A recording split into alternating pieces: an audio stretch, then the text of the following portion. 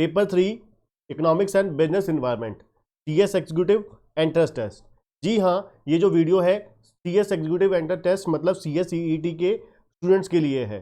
Paper number 3 के ऊपर economics and business environment. बहुत सारे स्टूडेंट्स का क्वेश्चन था कि सर इकोनॉमिक्स और बिजनेस एनवायरनमेंट में जो सिलेबस है सारा का सारा वो किस तरीके से है, क्या जो हमने प्लस 2 में पढ़ रखा है वही है, क्या जो बीकॉम में पढ़ रखा है वही है, या कुछ नया है, क्या इसका डिफिकल्टी लेवल है, कितने मार्क्स के क्वेश्चन आते हैं, कितने क्वेश्चन आते हैं, क्या क्या पूरा का पूरा कॉन्सेप्ट जो है इस पेपर में हमें क्या कुछ पूछ सकते हैं इंस्टीट्यूट, और किस तरीके से हमारे को क्वेश्चन पूछे जाते हैं और उनका क्या डिफिकल्टी लेवल है, इस लेक्चर में बच्चों हम डिस्कस करने वाले हैं। सबसे पहले मैं CA संदीप अरोड़ा आपका KCC ट्यूटोरियल में वेलकम करता हूं, और जो बच्चे इस हमारे YouTube चैनल पे नए हैं तो हमारे चैनल को सब्सक्राइब करना मत भूलिएगा, और वीडियो अगर पसंद आई तो लाइक जरूर करिएगा। तो बच्चों हमारा जो ये पेपर नंबर 3 है CS CET का इकोनॉमिक्स एंड बिजनेस एनवायरनमेंट, ये हमारा कुल मिला के 50 मार्क्स का है। तो जैसे कि आपको पता है हमारे को पासिंग परसेंटेज जो होती है वो 40% होती है। 40% हमें पास होने के लिए हर सब्जेक्ट में कम से कम चाहिए, और 50% एग्रीगेट पूरे सिलेबस में हमें अचीव करने होते हैं, गेन करने होते हैं पास होने के लिए, ठीक। और हमारे को यहाँ पर 50 नंबर में हमें 15-15 नंबर के 2 क्वेश्चन आने वाले हैं। 15 मार्क्स के 15 क्वेश्चन आने वाले हैं 2 मार्क्स के, जो कितना हो गया 30 मार्क्स के, और 20 क्वेश्चन जो है 1 मार्क के आने वाले हैं, ठीक है जी। तो 15 × 2 30 और प्लस 20 क्वेश्चन 1 मार्क्स के, तो कुल मिला के पेपर हमारा हो गया 50, ठीक है जी। 50 मार्क्स का हमारा ये पेपर है, paper number 3 economics and business environment. अब अगला क्वेश्चन जो हम लोगों का है कि सर इसमें सिलेबस क्या है, मैं आपको बिल्कुल इंस्टीट्यूट के मटेरियल के हिसाब से बात करूंगा। वैसे तो मैं अपने जो हमारे जो KCC के नोट्स हैं जिसके थ्रू हम वीडियो लेक्चर प्रोवाइड करते हैं उसके थ्रू भी बात कर सकता हूं, बट पहले मैं एग्जैक्टली जिन बच्चों ने हमारी क्लासेस नहीं परचेज करी हुई या फिर अभी वो परचेज करने के मूड में नहीं है, वो मैं पहले आपको उनके हिसाब से बता देता हूँ। तो सबसे पहले वो जो जानना चाहते हैं कि हमारे CSCT के पेपर नंबर 3 में क्या चैप्टर है, क्या वो प्लस 2 के साथ मिलते हैं, कितना मिलते हैं, क्या डिफिकल्टी लेवल है, ये सब कुछ इस लेक्चर में मैं बताने वाला हूं। सबसे पहले बच्चों हम बात करेंगे नंबर 2 पे कि हमारा जो पहला चैप्टर है वो क्या है, basics of demand and supply. Demand and supply बच्चों, हाँ बिल्कुल, जो हमने प्लस 2 में कर रखा है, जैसे मीनिंग ऑफ डिमांड, डिमांड के फंक्शंस क्या है, इलास्टिसिटी ऑफ डिमांड, ठीक है, ये जो सब कुछ हमने प्लस 2 में पढ़ रखा है और बीकॉम में पढ़ रखा है, डिमांड एंड सप्लाई वही है, ठीक है जी। जिसमें हम सारे कुछ जितने भी हमारे कॉन्सेप्ट से कि इलास्टिसिटी ऑफ डिमांड कैसे कैलकुलेट करते हैं, ठीक है, ये सब कुछ हमने, जैसे कि theory of demand and supply, equilibrium, elasticity of demand and supply, increase in demand, decrease in demand, contraction of demand, expansion of demand, ये सब कुछ हम लोगों ने जो प्लस 2 में पढ़ रखा है इस चैप्टर में हमें डिमांड में वही मिलने वाला है। उसके बाद दूसरा पार्ट क्या है डिमांड एंड सप्लाई का, सप्लाई क्या है, फंक्शंस क्या है, सप्लाई के फीचर्स क्या है, सब कुछ जो सप्लाई में हमने पढ़ रखा है वो है, ठीक है जी। और उसके बाद हम डिमांड एंड सप्लाई के साथ सेकंड चैप्टर जो हमारा है इसी में forms of market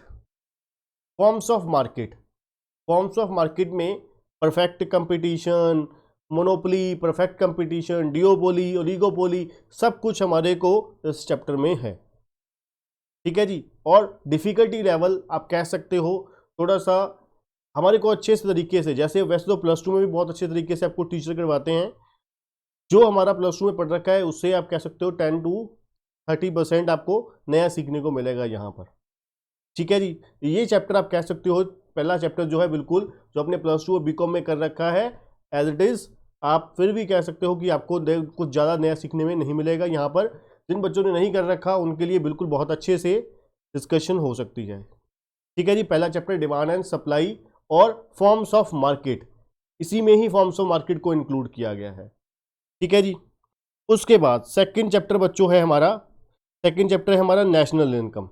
national income में आपको GDP क्या होती है, gross domestic product, net net domestic product, net national income, ये सब कुछ आपको यहाँ पे सीखने को मिलने वाला है। और इसमें प्रैक्टिकल क्वेश्चन भी आएंगे और थ्योरेटिकल कॉन्सेप्ट्स भी आएंगे, ठीक है ना। Meaning and methods of computing the national income, सभी मेथड्स जो आपने कर रखे हैं वो सभी के सभी यहाँ पर आने वाले हैं। की variables of national income, gross national product, gross domestic product, net national product, net domestic product, ये सब कुछ इस चैप्टर में हमारे को सीखने को मिलने वाला है, ठीक है जी। और सबसे बड़ी बात डिफ़िकल्टी लेवल जो है इसका, जितना आपने ऑलरेडी पहले पढ़ चुके हैं उससे आप कह सकते हो वहाँ पर आपको एक एक क्वेश्चन को बहुत ज़्यादा डिटेल में, यहाँ पे आपको डिटेल में नहीं करना बहुत ज़्यादा, क्योंकि हमारे को क्वेश्चन देखिए किस हिसाब से आने हैं। प्रैक्टिकल भी आएंगे, बहुत कम आएंगे प्रैक्टिकल यहाँ पे बहुत कम आएंगे, 1 या 2 क्वेश्चन आ सकता है प्रैक्टिकल। थ्योरेटिकल कॉन्सेप्ट्स के बारे में आपको अच्छे तरीके से एक्सप्लेनेशन की नॉलेज होनी चाहिए, कॉन्सेप्ट की जानकारी होनी चाहिए, ठीक है जी।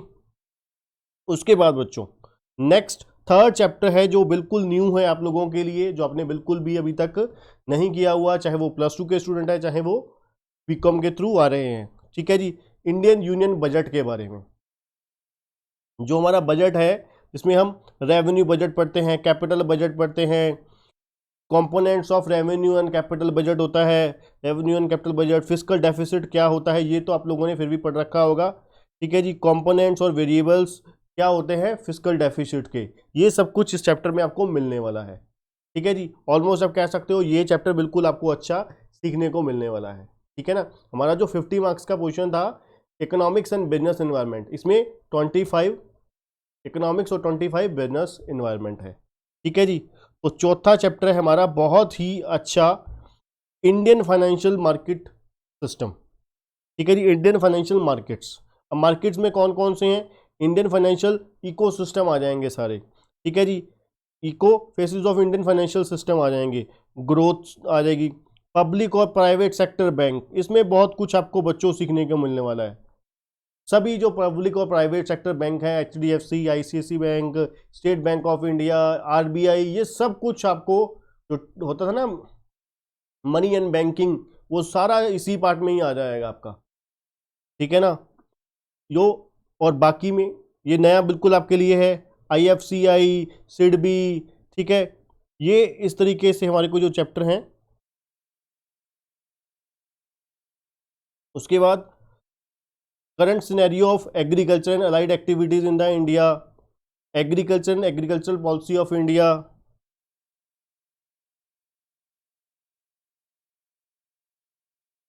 सॉरी ये आ गया रीजनल रीजनल RRB आ गया, ये रीजनल रूरल बैंक, ठीक है जी। कोऑपरेटिव बैंक्स आ गए आपके, ये आपके NBFC आ गए, ये बहुत इंपॉर्टेंट है बच्चों, ये टॉपिक बहुत इंपॉर्टेंट है NBFC, ठीक है जी। इसको मैंने बहुत अच्छे से अपने लेक्चर में कवर करा हुआ है NBFC को, और ये अलग से आपका एक लेक्चर होगा इसके ऊपर, basics of capital market, types of shares and debentures, ये आप लोगों ने पढ़ रखा है, ठीक है। इसके ऊपर और अच्छे से यहाँ पे जिन बच्चों को ज़्यादातर +2 के स्टूडेंट्स को अपना क्वेरी होती है कि सर शेयर्स के रिलेटेड नहीं समझ आता, जिनको नहीं समझ आता उनके लिए यहाँ पे बेसिक आपका बनाने के लिए बहुत अच्छे तरीके से आपको यहाँ पे बेसिक नॉलेज दी जाएगी इस चैप्टर में, ठीक है जी। और financial assistance scenario for small and medium enterprise and startups, ठीक है जी। मतलब इस पूरे चैप्टर में आप कह सकते हो, इस चैप्टर नंबर 4 में आप कुल मिला के आप कह सकते हो आपको क्या सीखने को मिलने वाला है। जितने भी तरीके के बैंक्स होते हैं, पब्लिक प्राइवेट, जितने भी आप लोगों ने सुन रखे हैं बैंक, ये इस चैप्टर में हम शुरू से लेकर जब से बैंकिंग सिस्टम हमारा शुरुआत हुई से लेकर आज तक कितने बैंक्स हुए, कितने बैंक बने, ठीक है, कैसे उसमें आपस में मर्जर हुआ, ठीक है, वो सब कुछ इस चैप्टर में बहुत ही डिटेल में इंस्टीट्यूट ने हमारे को दे रखा है।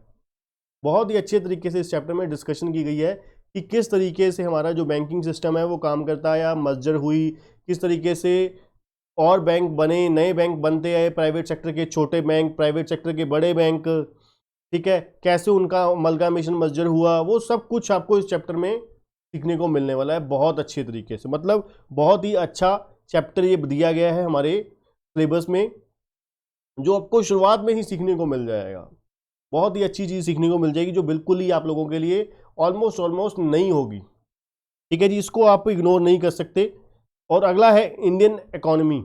इंडियन इकोनॉमी ये आपने थोड़ा बहुत पढ़ रखा है, बाकी ऑलमोस्ट नया है। इसमें आपको बहुत सारी चीज़ें हैं, primary activities like agriculture, secondary manufacturing sector, service sector, इन सब के बारे में आपको कुछ बेसिक नॉलेज दी गई है। ठीक है जी, एग्रीकल्चर एंड इंडस्ट्रियल पॉलिसी क्या है इंडिया की, करंट सिनेरियो क्या है service sector India, balance of payment, components of balance of payment, ये आपने प्लस टू में शायद पढ़ रखा है पहले। ठीक है जी, favourable and unfavourable balance of trade क्या होता है, FII foreign investment in India, या आप कह सकते हो foreign direct investment in India.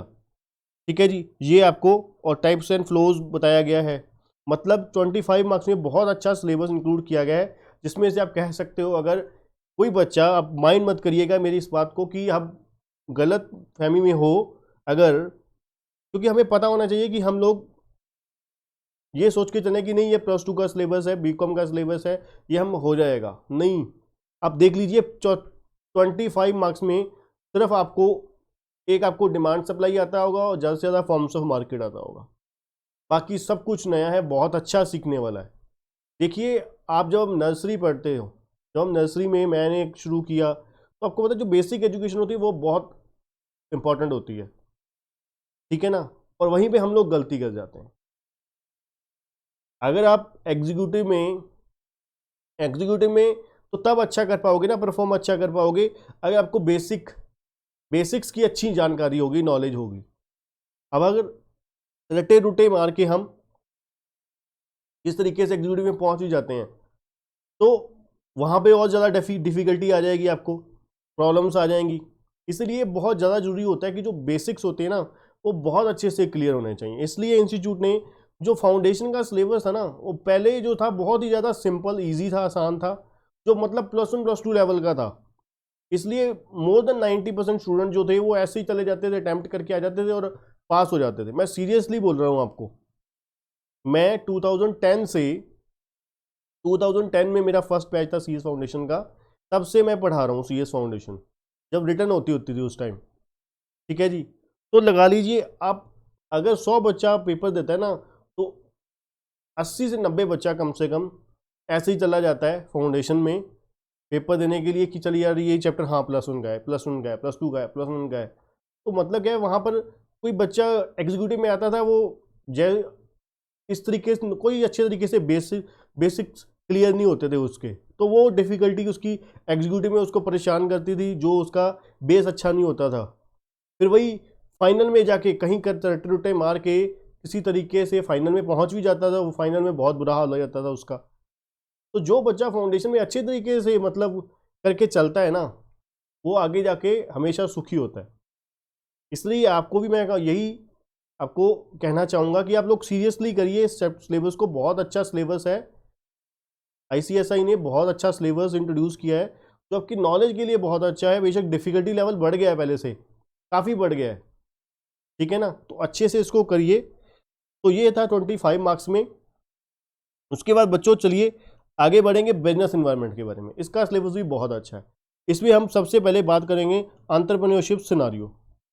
अब क्या है एंटरप्रेन्योरशिप, क्या होता है, जो नए नए बिजनेसेस होते हैं, एक होता है नॉर्मल तरीके से बिजनेस करना, एक होता है बिल्कुल नए तरीके से इनोवेटिव वे से बिजनेस करना, दैट इज कॉल्ड एंटरप्रेन्योरशिप। ठीक है जी, उसके बारे में गवर्नमेंट इनिशिएटिव क्या लिए, गवर्नमेंट ने एंटरप्रेन्योरशिप को फोस्टर करने के लिए, बूस्टअप करने के लिए क्या इनिशिएटिव्स लिए, राइट, नीड क्या है एंटरप्रेन्योरशिप की इंडिया में, बोटलनेक्स क्या है एंटरप्रेन्योरियल ग्रोथ में, ये सब कुछ इस चैप्टर में हम बात करने वाले हैं। ये आपके लिए बिल्कुल नया है, ये आपने कभी नहीं सुना हुआ। ठीक है जी, बहुत ही अच्छा चैप्टर है। ठीक है जी, उसके बाद बिजनेस इन्वायरमेंट। ये बिजनेस इन्वायरमेंट में इंटरनल एक्सटर्नल इस सब के ऊपर चर्चा इस चैप्टर में होने वाली है। ठीक है जी, types of business environment, micro environment, macro environment, ये सभी कुछ इन्वायरमेंट के ऊपर इस चैप्टर में हम बात करने वाले हैं। ठीक है जी, उसके बाद ये चैप्टर बहुत ही इंपॉर्टेंट है, की गवर्नमेंट इंस्टीट्यूशन। ये आपको मान लीजिए आप शुरू से लेकर एंड तक CSET से एंट्रेंस टेस्ट से लेकर फाइनल तक आपको ये चीज़ें आपको सुनने को मिलेंगी, लगातार सुनने को मिलेंगी। एग्जीक्यूटिव में तो आपको हर सब्जेक्ट में कहीं ना कहीं सुनने को मिलेगी। इसीलिए उन्होंने जो बेसिक्स है, बेसिक जानकारी नॉलेज है, वो आपको इसी चैप्टर में ही दे दी, शुरुआत में ही एंट्रेंस टेस्ट में ही आपको बता दिया, जो पहले नहीं होती थी, जो बिल्कुल न्यू है ये चैप्टर। ठीक है जी। इसमें क्या क्या देखने को मिलने वाला है आपको। SEBI, security and exchange board of India क्या होती है, इसके रूल्स रेगुलेशंस क्या होते हैं, ये किस लिए बनाई गई है, security and exchange board of India, reserve bank of India, right, IBPI किस लिए बनाई गई है, CCI किस लिए बनाई गई है, NCLT किस लिए बनाई गई है, NCLAT किस लिए बनाई गई है, ये सब कुछ, NCLT का क्या काम है, नेशनल कंपनी लॉ ट्रिब्यूनल का, और एपीलेट ट्रिब्यूनल का क्या काम है, ये सब कुछ इस चैप्टर में बताया गया है आपको। और हमारे को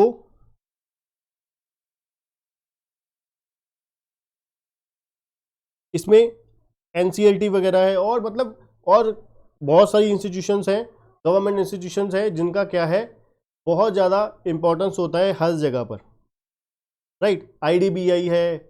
इस तरीके से आपको इस चैप्टर में, मतलब कुल मिला के हमारे ये 8 चैप्टर्स हैं। ठीक है जी।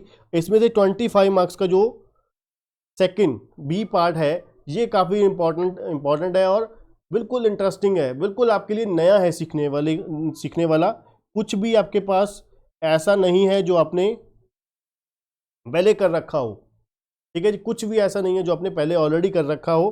ठीक है जी। जैसे कि चाहे वो एंटरप्रेन्योरशिप सिनेरियो है, चाहे वो बिजनेस एनवायरनमेंट है, चाहे वो की गवर्नमेंट इंस्टीट्यूशंस है, ये सारा का सारा बहुत ही अच्छा सिलेबस है, राइट। तो आई थिंक आप समझ ही गए होंगे जो हमारा पेपर नंबर 3 है, किस तरीके से इसमें हमारे को सिलेबस में बटा हुआ है, किस तरीके से हमारे को क्वेश्चंस आने वाले हैं, राइट। इसमें जो MCQ हैं छोटे 1 नंबर के और 2 नंबर के, राइट, उसमें आपको चैप्टर के हिसाब से, जैसे मान लीजिए डिमांड एंड सप्लाई है, उसमें आपको पता है प्रैक्टिकल क्वेश्चन भी बन जाते हैं, उसमें आपको 2 नंबर का क्वेश्चन बन सकता है। नेशनल इनकम है, उसमें बन सकता है, राइट।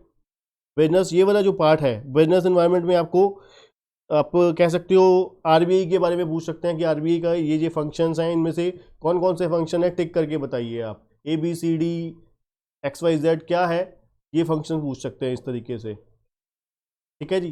तो आज की वीडियो में बच्चों इतना ही। उम्मीद करता हूँ आपको बहुत अच्छे से समझ आया होगा, पसंद आई होगी वीडियो। अगर आपको बच्चों पसंद आई तो वीडियो को लाइक जरूर करना और चैनल को सब्सक्राइब करना मत भूलिएगा।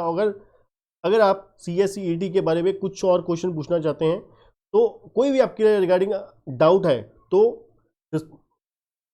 कमेंट बॉक्स में जाके कमेंट कीजिए।